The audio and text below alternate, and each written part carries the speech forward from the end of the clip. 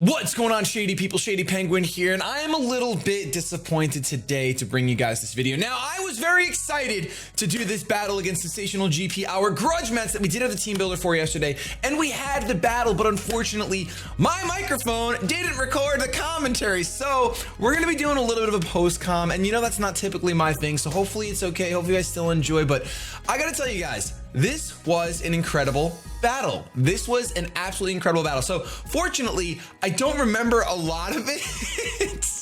So I'm kind of going to be reacting and explaining my thought process at the same time, which I know is kind of a drag considering what we're normally used to. But if you guys are excited to find out who wins between the grudge match of SENSATIONALGP, David, and myself, Shady Penguin, please show some shady love, that thumbs up, or wait till the end of the video. If you don't like the video, give it a thumbs down. I know this is very different, but I hope you guys can still enjoy it somewhat. In fact, we're going to jump right into team preview. This is really weird to do like this. We're going to jump into team preview right now. You can see David decided to bring the Electivire, Murkrow, Gliscor, Tyranitar, Kingdra, and Blade. Now, my Pokemon, you guys can't see it right now, but I have Mega Pinsir, Jolteon, Landorus T, Infernape, Pepe Le Pew, the Scuntank, and our Rufus Mew. So right away at team preview, I was super excited. So I'm like, all right, cool. We see a lot. We have two Eviolite users. So our knockoff that we put on Mew is probably going to pay off. That's really, really awesome. And then of course, we also see the Electivire that we were really afraid of. This whole time I was trying to figure out, I really thought his Electivire was Scarfed. From the beginning, I was like, you know what? This is the only Pokemon he'll Scarf. He's gonna Scarf the Electivire. You guys can see right now, I decided that I'm going to lead off with Lonely. I think I ended up sticking with that.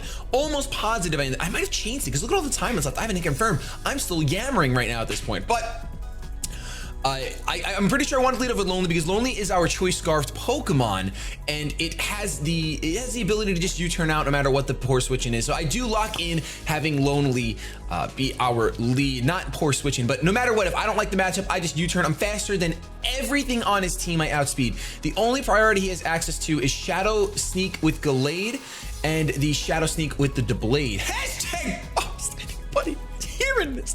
So besides the priority, I know that Infernape can get out of there as soon as possible, or best case scenario, what I was predicting in the video is that he'd lead off with T-Tar and I could just go for the close combat if I felt like he was going to stay in. But something that I alluded to was that in a recent match I've seen of David's, he left his T-Tar in turn 1 and it got taken down by a superpower from a Tornadus T. I'm not going to say in which match that was because I don't want to spoil anything. I don't know what time it's getting uploaded, but I feel like there's no chance David would ever leave his T-Tar in.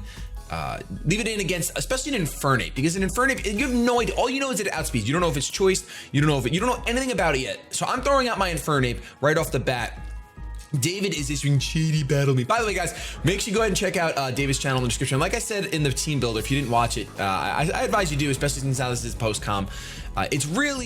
He is a really funny guy. He's a really, really entertaining, funny guy. It's just someone like, I don't know, it's hard to explain David, but he's really funny. I love him. So right away, we see that he does lead with the T-Tar, and I have my Infernape here. So just so you guys know, I didn't save this battle video, so I'm kind of watching it in real time. So this video is still gonna be the length of the battle, which I know is even more of a drag for post-coms. Maybe not, because then it'll feel a little bit more live. There's some suspense in between moves and what have you. But here I'm just trying to figure out, do I want to U-turn? Do I want to close combat? Do I want to U-turn or do I want to close combat? Now, obviously, close combat, the reason why I wouldn't want to go for it is because he has a Blade, but hindsight says, you know what, go for the close combat. If he stays in, that's a huge, huge payoff. And then if he goes into Blade, just switch out into whatever Pokemon you think can handle the Blade best.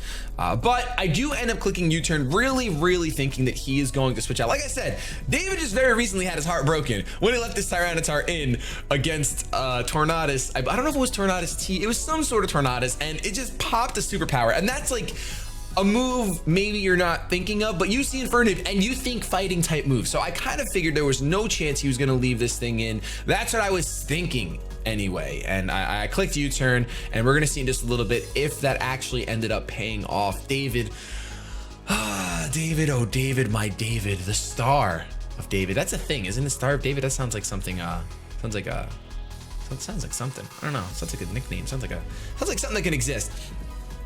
But I was really, I am just a little disappointed. I'm recording this on Saturday, only a couple hours before you guys see this video. You guys can see now that T-Tar actually does get withdrawn, and there was such a breath of relief at that point. I was so nervous. He actually goes out into this Shady the Glade, which makes perfect sense because if he was predicting a fighting type move, this is the only thing on his team that's going to resist it. But U-turn does a huge amount of damage. That is huge. Glade only has 65 base defense, so rightfully so, it takes out a lot of damage, and it's going to take Sandstorm damage just a little bit. So right now I'm deciding what I want to go out into. You guys got to remember with my Toph, something to really keep in mind, and which I expressed great regret over during the live commentary of this battle, but I made my Toph slow and Assault Vest. Never have I ever had, the second I sent out Toph, I'm not even sure which turn I sent it out. The second I sent out Toph, I'm like, boy, I wish you were fast, because you get outsped by almost everything on my opponent's team, except for, and this was the moment. I send it out, I get intimidated off, and I'm like, all right, this is cool. I can just come and go for U-turn. And then I was like, wait a minute, I can't just go for a U-turn, because if this thing has Ice Punch, even though he's been intimidated, that's gonna hurt a butt ton. I don't have defense investment. I have HP investment, as you guys can see. So here I'm considering, I'm like, oh my gosh, all right. Do I want to risk the biscuit? Because his Glade hasn't Mega Evolved yet, but Glade still has like 80 speed. So if he's invested in speed, he's gonna outspeed me and he can knock an Ice Punch off. But I figured, hey, after some thinking, David sees me send in this Lander. So probably he thinks that I'm Scarfed, because that's what I ran against him last time. He doesn't know that my Infernape was just Scarfed, because all he did was switch out and I U-turn. So he has no idea what speed I'm rocking with that thing. But he's familiar with me using a Choice Scarfed Lando. So I'm really debating on switching out, and then I ended up saying, hey, you know what, forget it. Let's go ahead and predict him to switch out, because honestly, if I were to go for an Earthquake, Glade's not living it. If I was faster than this Glade and I go for an Earthquake, he's not living it. So I end up backing out, going to the main screen, and I believe right here I do click Earthquake, and David only has one thing on his team that's immune to Earthquake, I believe. It's just the Murkrow. The Murkrow is the only thing that's immune. So I click the Earthquake, really banking on the fact that the Murkrow is not going to come out. I really bank on it, that the Murkrow is not going to come out.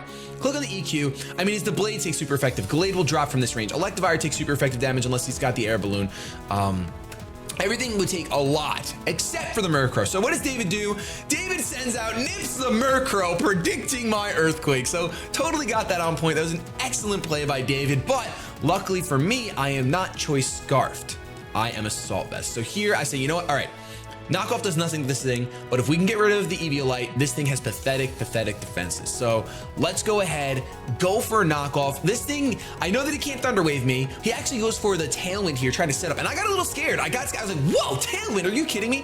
But I go for the knockoff. I go ahead and get rid of the Eviolite, which makes this Murkrow really not a threat at all. Like I was about to say before, it can't Thunder Wave me because I'm a ground type. So this Landers feels so comfortable being in here right now, and I can stall, I can get into whatever I want to, because I'm just gonna go for U-turn. I know that it's not super effective until David goes for the Roost. And if you guys don't know, Roost goes ahead and throws away your flying typing for that turn because you land on the ground to Roost. That's literally what roosting is.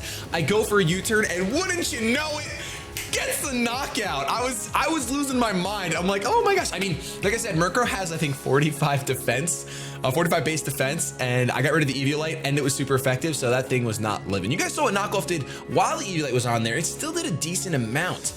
So without the Eviolite, Murkrow's just a sad case of just sad, you know, just really sad. We're actually gonna opt to go out into our Mew here. We figure, you know what? Let's get our Mew in here right now. We do have Will-O-Wisp. We can burn something. We really want to start burning some things. I do have to take Sandstorm damage on the switch, and then David has to decide what he wants to switch into. But he actually decides pretty fast, and he goes out into the Blade. I really expected to get Pursuit Trapped here when I brought in my Mew. That's why I was like, you know, let me just go and I'm going to burn that T-Tar. I was kind of guessing if the T-Tar would end up being special or not, but I wanted to burn it no matter what, just in case I wanted to Pursuit Trap me. So I see the Blade come in. I'm like, you know what? I wanted to fire off a Will-O-Wisp. Let me fire off a Will-O-Wisp. So I click Will-O-Wisp, and I see what happens. Now, this is where the game gets, I don't know, I wouldn't say dicey, but the game gets interesting because I go for a Will-O-Wisp, it does connect, and I definitely 100% misplay during the next course of these turns. Maybe not, I don't know, you'll have to watch and see. You guys can be the judge. So he goes for a Swords Dance here, and this is like, all right, it's not that big of a deal. I burned you, so it cancels out your Swords Dance. I'm not too afraid. I have knockoff on this Mew specifically for this Blade. So let me go ahead, let me knock off this Eviolite so whatever comes in can really handle this Pokemon very easily. After all, I did bring the Scuntank with the Dark Pulse for the very reason of handling this Pokemon because it walls it completely. I resist both of its stabs. and I have no problems taking hits from this thing, especially since it's burned. But what do I decide to do instead of knockoff? I say, you know what? This is the Blade is so little of a threat. I'm gonna throw rocks all over the place. So that's exactly what I do as the Blade hits with another Swords Dance. So now he's at +4 with a burn, bringing him to like +2. Should I have went for rocks? Maybe I should have went for rocks. Maybe that's a good idea. And now I decide to go for knockoff. So those 3 turns with Mew sitting here, I feel like one of those turns should have changed. You guys saw the Tailwind peter out, by the way. I feel like one of those turns should have changed. I do like the Stealth Rock play. I love the Will-O-Wisp play. The knockoff play I'm not too crazy about because Scuntank can take any hit from this thing.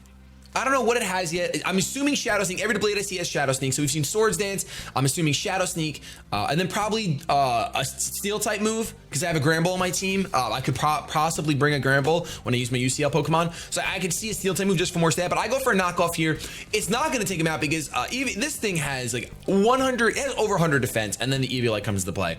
Shady the Blade goes for a Shadow Claw, and that is going to take me out very easily. +4, super effective. Even if he's burned, it does not matter. The Blade is an insane Pokemon. So we're going to go ahead and bring him down to around 30%, as you guys can see. And now I go into my Pepe Le Pew. Had I switched into my Pepe Le Pew on the Shadow Claw, my Rufus would have been around for a while. That would have been really good because my Rufus had the Dazzling Gleam for the Kingdra, had Dazzling Gleam for the Glade. So it had super effective moves that I could have definitely utilized along with Will-O-Wisping things. So here, I'm honestly kicking myself. I'm like, Pepe Le Pew, you should have just come in, knock off what wouldn't have mattered because he has 43 special defense, I think, somewhere around there. That's what the Blade has. So Dark Pulse would still take him out. Even with Eviolite, after the burn trickling down, it would have taken him out. I didn't need to go for knockoff. And look at how little this Shadow Sneak does. I should have just switched out. So I was kicking myself for the rest of the battle there, letting my Rufus drop, especially because Kingdra is such a huge threat. Kingdra can do so, it can agility, it can dragon dance, it can scope lens, it has focus energy, it has so many different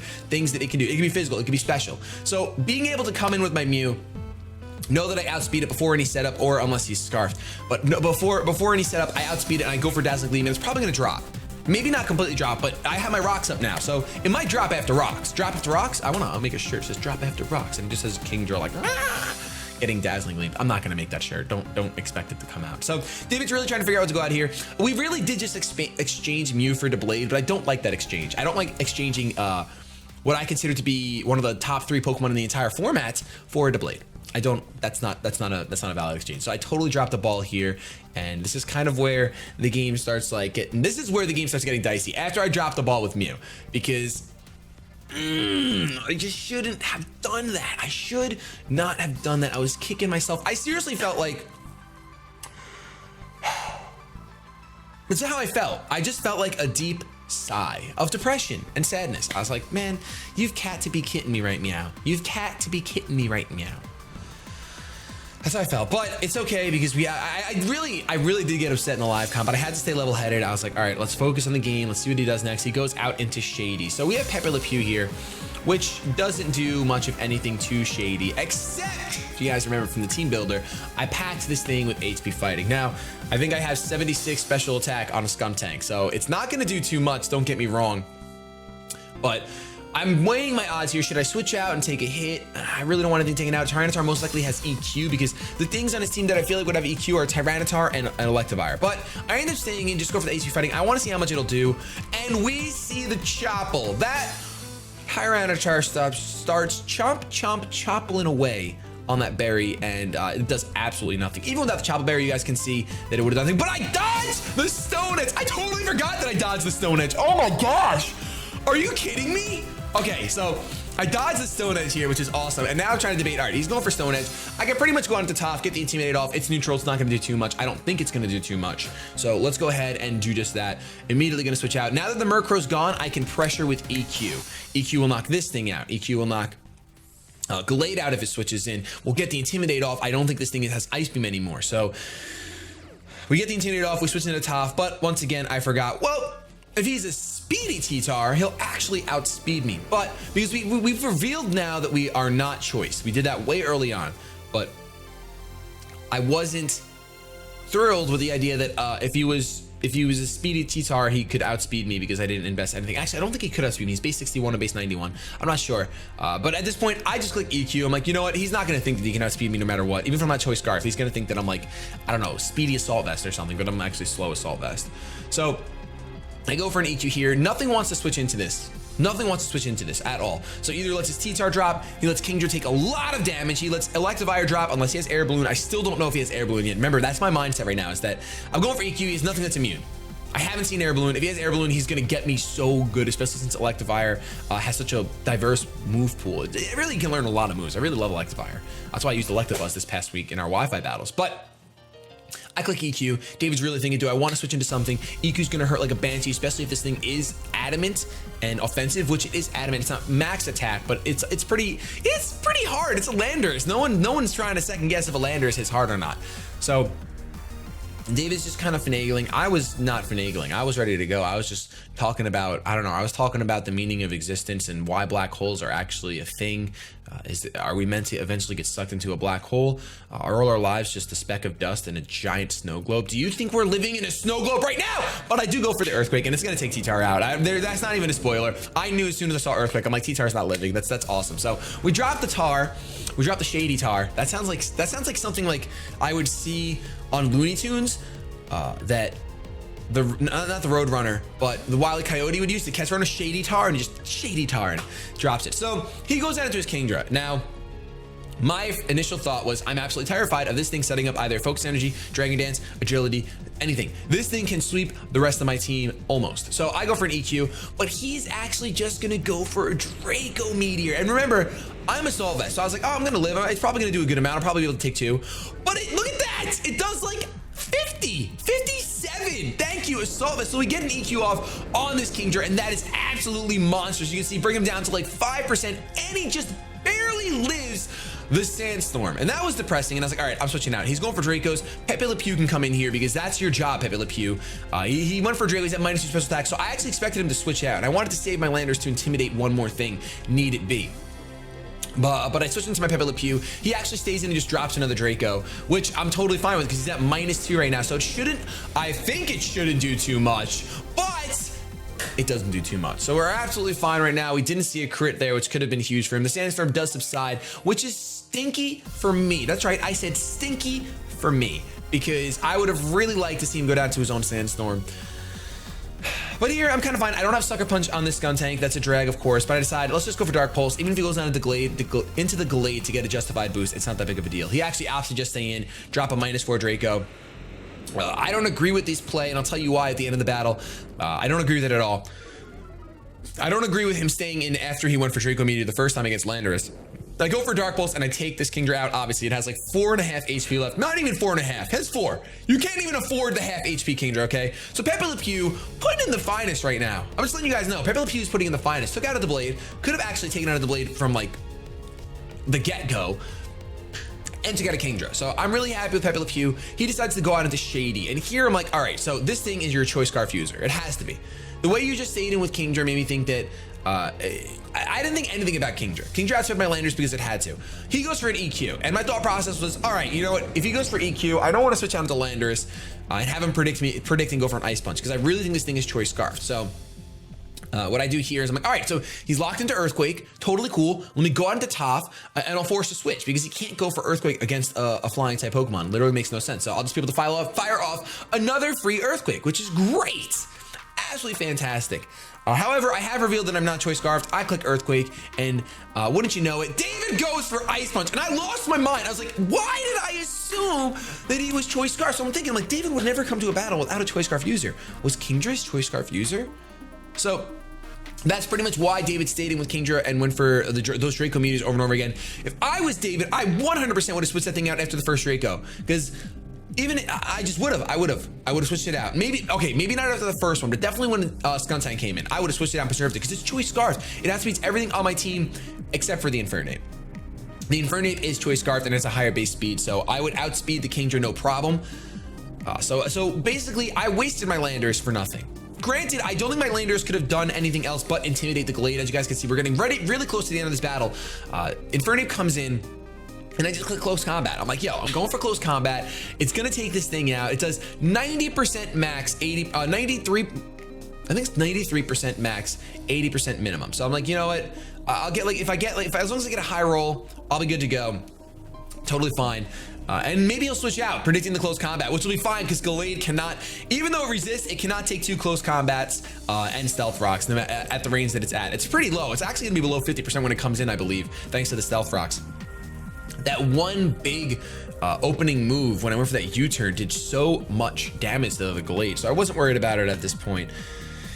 And I was really comfortable. I was really secure. I was like, you know what? All right, I have this win. This was a really fun battle, though. It's going to be 3-1. Not a big deal. It's really, really awesome. David seriously improved so much since week 1 of the UCL. So I fire off this close combat, and I fire it off, and it doesn't knock him out.